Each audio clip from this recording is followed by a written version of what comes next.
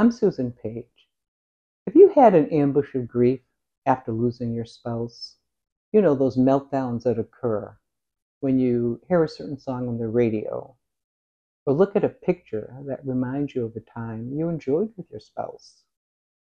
Or perhaps it's a smell, when you smell your spouse's perfume or cologne.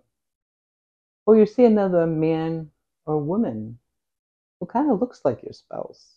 It could also occur when you're watching a movie or simply getting a piece of mail that's addressed to your spouse.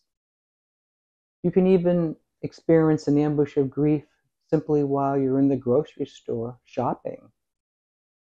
They come in so many different ways, and there's so many things that can cause an ambush of grief.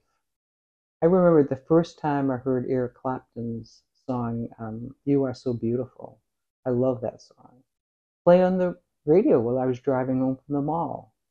I have to admit I had a total meltdown, and I cried all the way home. These ambushes are normal. They're part of the grieving process. And remember, grieving brings healing.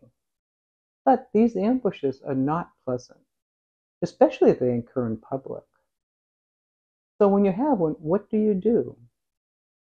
My advice is just experience the ambush and feel the pain. If you had a broken leg, people would sympathize you, right? I find it kind of sad that people cannot visibly see grief like they can see a broken leg. Well, you have a broken heart, so let the tears flow. Remember from an earlier video that emotional tears are good, so don't be embarrassed. The good news is that the ambushes of grief will eventually come less often and be less severe. But it does take time. I just hope that knowing ambushes are normal helps you feel better and know that you're not crazy. You really are normal. Until next time, I'm Susan Page.